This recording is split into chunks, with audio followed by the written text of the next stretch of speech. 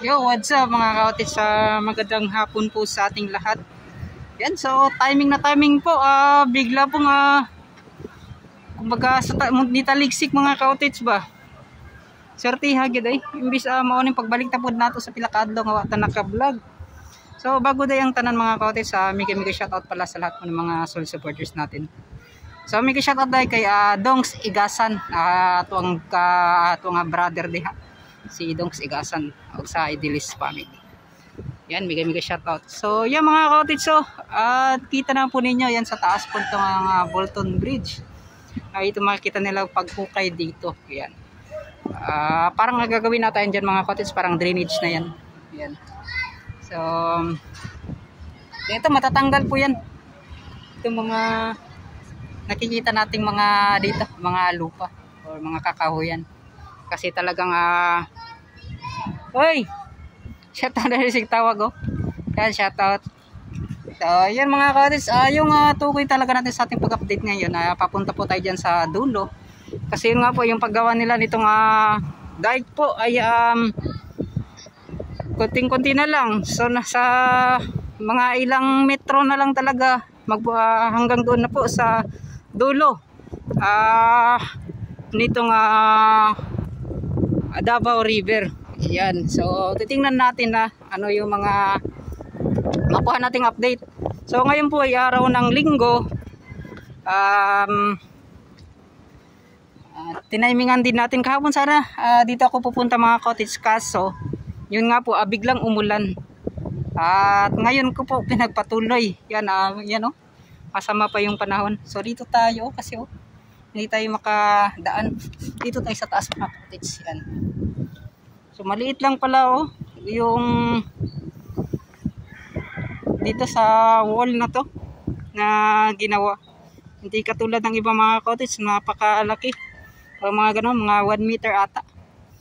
Or malapit sa 1 meter yung ginawa nila na ganito.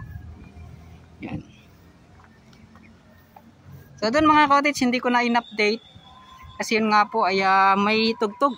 Pinakita ko na lang sa inyo. Yan. So dito, yan.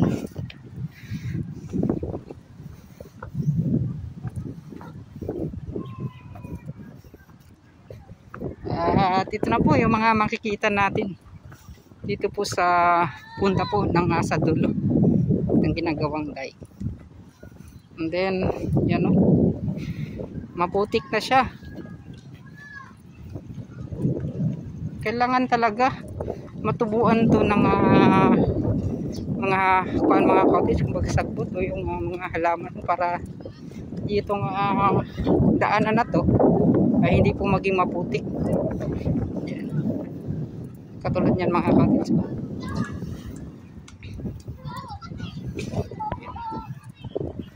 So yung dali pala ng malakas pa nga kautis. Lakas mo yung daloy ng tubig na to doon sa taas hanggang dito.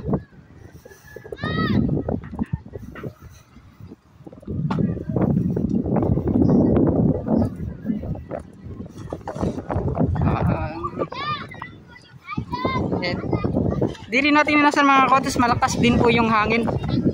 Siguro may bagyo na paparating. Oy, Tito Tans TV. Tito Tans TV. So yun mga kautis, at dito po napakalaki ng mga bangka nila o pambot. Ito may bagong ginawa dito mga kautis. Hindi rin basta-basta yung laki po ng gastos kapag nagpagawa ka or gusto mong ikaw yung gumawa ng malaking pambot mga kautis.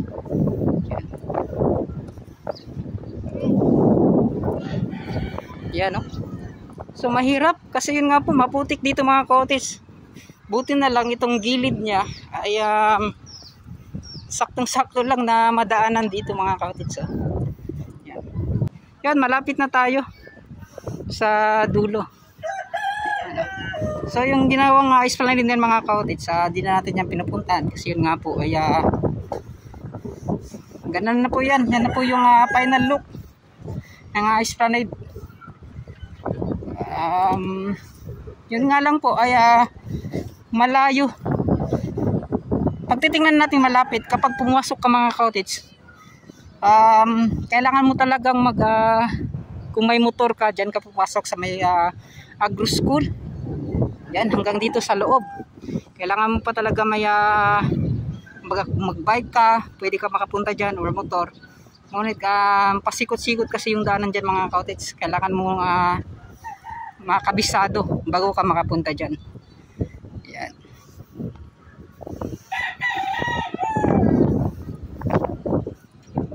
Parang kunti lang talaga yung nakakapunta dyan kasi yun nga po, hindi masyadong kita dito sa daanan ng Bolton Bridge. Yan. Kahit nasa social media, nakikita na yan sa social media mga cottage. Ngunit kapag hindi mo kabisado yung kung gusto mong pumunta dyan.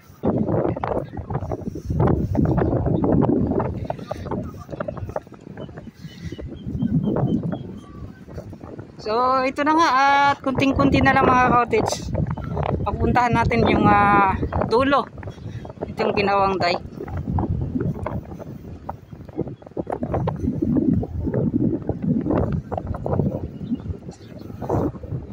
So low tide po ngayon.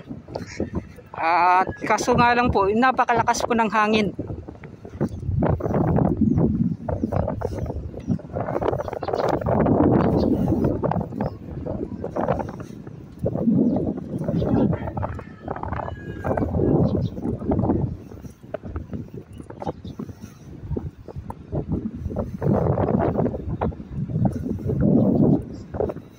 So sobrang layo mga cottage sa totoo lang yan, no? Yung nilakad natin hanggang doon. Doon hanggang doon tayo sa Bolton Bridge hanggang dito. Yan. So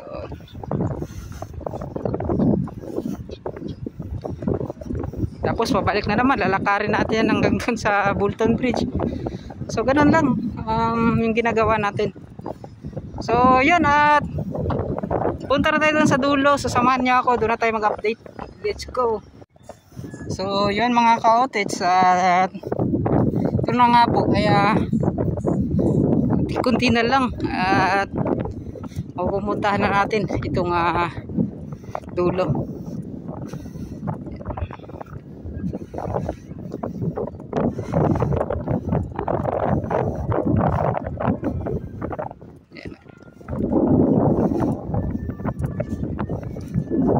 So ito nga lang po yung isang mga cottage, yung katanungan din kung ano pa talaga yung gagawin dito. Kasi yun nga po, isang taon na siguro hindi ko na yung pag-update ko dito. Nasa first layer pa rin yung kanilang nagawa. Yan. Pero mataas na mga cottage yan doon sa unahan hanggang dito.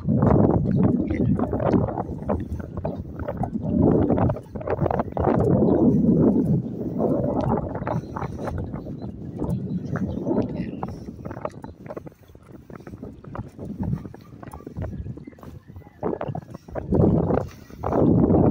So yun. So sa pagbalik natin mga cottage, ito na nga ay naumpisahan or ito na ayos na yung sa gilid sa paggawa na ng pagre-reprap dito. May simentado na talaga. And so dito banda ay uumpisahan naman yung pagtatambak para mapantay.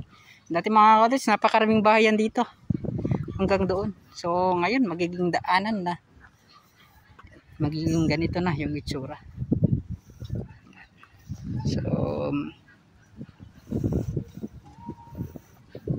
yung purpose talaga ng ginagawang dike na ito mga cottage, hindi lang po sa parang access road or mga daanan ng mga tao, kundi po yung sa pagbaha talaga. Ito yung pinakaunang talaga parang kanilang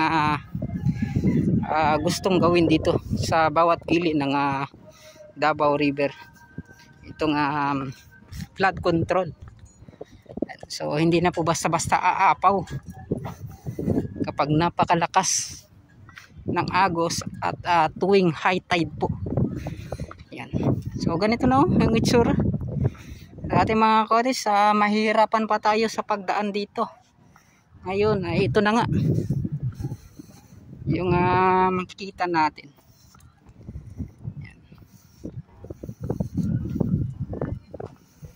Yan. Alam po talaga ay maputik po ngayong araw.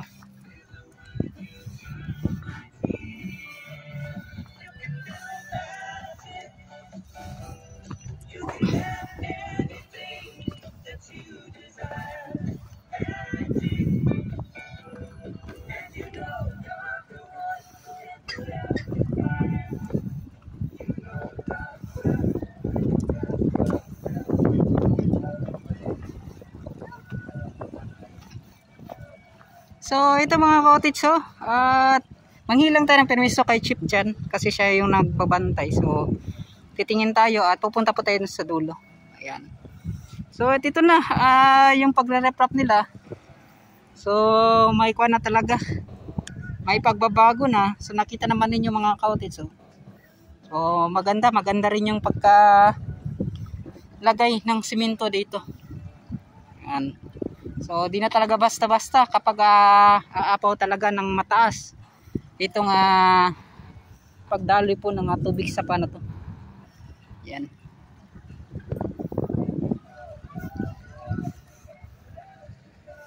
Yan. So titingnan natin mga cottage kung saan tayo pwede maka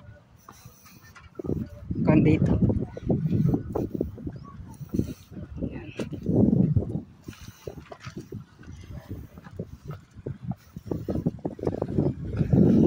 Yan, si Chip. Pero diretso tayo. So ito mga cottage, at ilang araw din, parang buwan din yung pagbalik natin dito. Maganda talaga. So kulang talaga ako sa mga kagamitan mga cottage, tulad ng drone, GoPro para mas malinaw, and then mga gimbal mga cottage. So pagpasensya na po ninyo kasi nga po ito lang yung mga nakayanan nating mga gamit. Yun nga po ay wala tayong invest agay. Yan. So dito.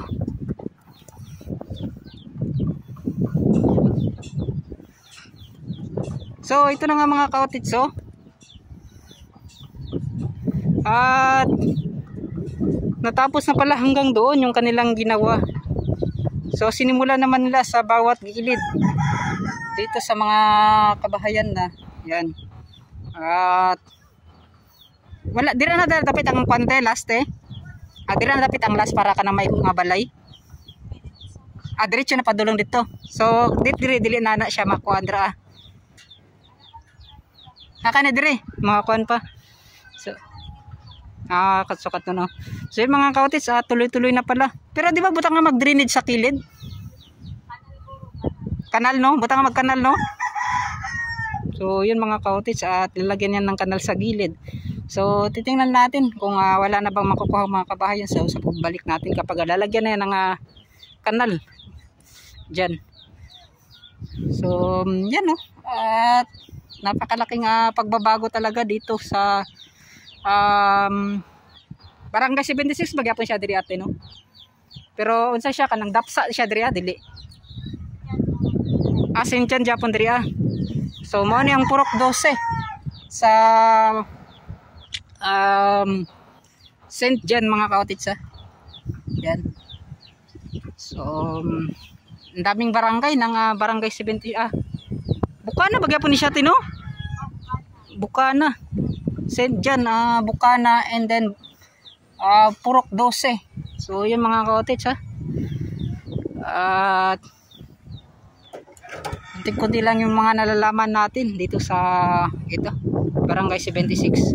So yun nga po, napakalawak talaga ng Barangay 76 Class A. So ito, wala na tayong madaanan para makapunta dyan mga cottage. So tatry natin dito sa gilid na to kung kakayanin.